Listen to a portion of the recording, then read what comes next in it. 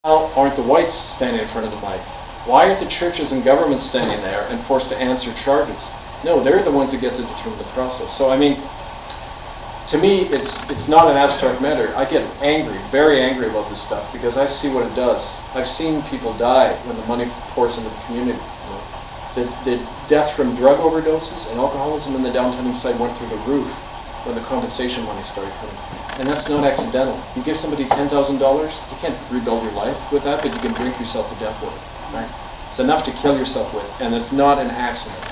And it's hard, I don't think it's hard for you folks to imagine this, but if I spoke to your kind of mainstream Canadian audience, at this point, people's mental barriers are gone up because they have to accept the fact that their culture is causing these crimes and these murders. And you don't have to be a psychopath. It's kind of like Robert Jackson, who was the chief American prosecutor in Nuremberg. He gave a talk once to a Jewish congregation in New York shortly after World War II, and he said, the SS were no different than you and I. And that caused a real uproar. And he said, no, psychopaths do not run concentration camps. Well-ordered, law-abiding citizens run concentration camps. They're operating according to a certain mentality and a chain of command that says you have to do that. And here's to me the revelation in all this. The only way you can get people to live in a heart with the society is if their sense of independence and self-worth is battered at a young age. So they are ashamed of themselves and they defer to an authority figure. That's the function of all of us, whether it's in Ireland or in the residential schools. And that's why everyone goes along so easily and finds it hard to question authority. We were conditioned that way. And we're onto something fundamental here, because it's how elites rule. And that's why I've had kind of a natural affinity with the 9/11 groups, because in many ways they're in a similar position as me, because you're trying to get people to pull back a mask and say, what really is the state? What is the nature of the society we live in? And this exposes one aspect of it very clearly, but we're getting to the heart of something really fundamental here. And this is what I'm thankful for with all this work. We're pulling back the mask, and I had a really strong sense of that in the Vatican when I was out there. And I'll talk about that if people want. But yeah, yes, please. Do you want it? You want my yes. impressions of Rome? Okay. Well, it was kind of funny. There were some friends in Rome. They were part of a human rights group, and they're connected to the Radical Party, which has a few seats in the legislature there. And they invited me to come, and so I said, okay, well, I'm not gonna pass up this chance. So I brought some soil from the Mission Residential School, which was the first school in British Columbia. It's out near in Mission. It's the oldest and the last one to close in 1984. And I brought some soil from the ground there. And I went there, and I stood outside. The Vatican is St. Peter's Square, which is this huge kind of circular bunch of pillars. And those pillars are from the Colosseum in Rome. You know what went on in the Colosseum for centuries, right? And the Pope, where he lives, is actually Caligula's palace, and Caligula used to sit there and eat by the light of burning human beings. I mean, the depraved psycho, that's where, so I'm thinking, like, okay, that explains some of this stuff, right? So I'm standing outside St. Peter's Square, and there's at the edge of the square there's a line where Rome begins. And if you're standing here, you're fine. If you're standing here, you're on people's territory. So I was standing right here. And I did some prayers for the children who died, and then I did I was just kind of moved to recite. I had taken part in an exorcism once when I was in Port Alberni, and I did an exorcism there. I just asked the spirit of falseness to leave that place, knowing that what we're facing is a spiritual reality. Ultimately, it's not that the Pope is an evil man. It's that he's possessed by something. He's possessed by an institution.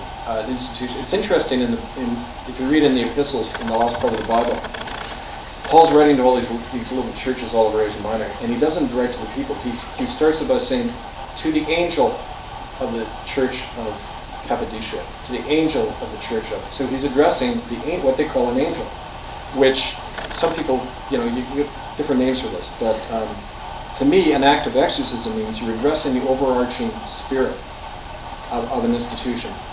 of a people. Because, and this is a phenomenon, you find that when you become a member of an institution, you surrender your autonomy, you surrender the capacity to say, my conscience says I can't do that.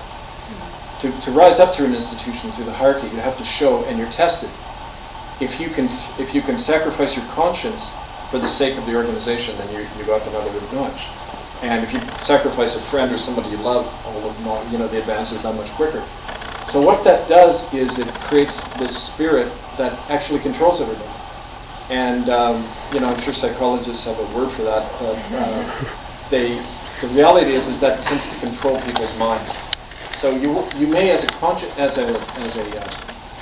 good person within an institution, be trying to do good, but you conform to the spirit all the time. And it's that spirit that I was addressing. And I said, okay, you've perpetrated this lie for too long, right? The lie's got to end now. The mask is gone. We see you for who you are, and go away. That basically is what I said. Now, what was interesting was that the next day, this tornado hits the center of Rome. First one in 40 years. Oh my God. And when I got back to the West Coast,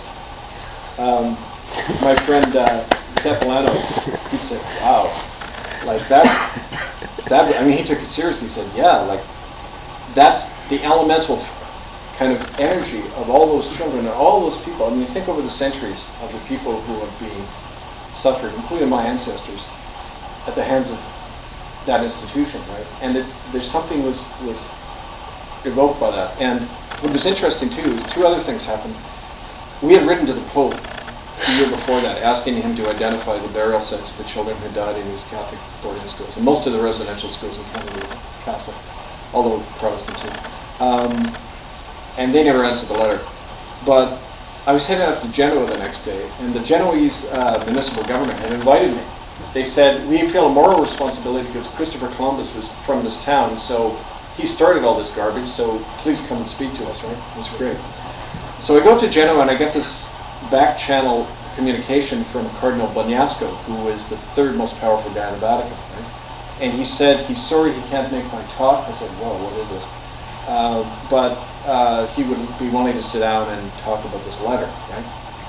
But then the shit hits the fan about the next month, because then the media started reporting the fact that Joseph Ratzinger was personally implicated in sending out this letter as cardinal and then even as pope to all the bishops and priests, reminding them of the Vatican policy that when children are harmed by a priest, they have to cover that up or face excommunication. So now Ratzinger is facing, there's two German lawyers last month who filed suit in the International Criminal Court against Ratzinger for obstruction of justice, international obstruction of justice, where you're telling people break the laws of your own country. It's the policy now in the Catholic Church still that when a child is harmed, raped by a priest, they're not to tell the police. And they're to collude in that. That's a criminal conspiracy. And that's something that people are either have to engage in, or be forced out. And that's a policy that ensures that the good people are forced out and the people who can conform to that stay. And so that all indicates to me that Bagnasco, by the way, never followed that up because they went into damage control mode. They've circled the wagons ever since, and they're all, it's just like I found with the churches in Canada, it's all about defensive reactions now. It's not about being willing to stand in the light of truth and saying, okay, what are we? What have we done? What should we do now? So that's a long answer, forgetting what the question is. Anyway. You're telling us about Rome. Oh, Rome, yes. So what about some of the success stories that you've seen in the last few years? I haven't seen too many, but to me you're going to measure it in small things.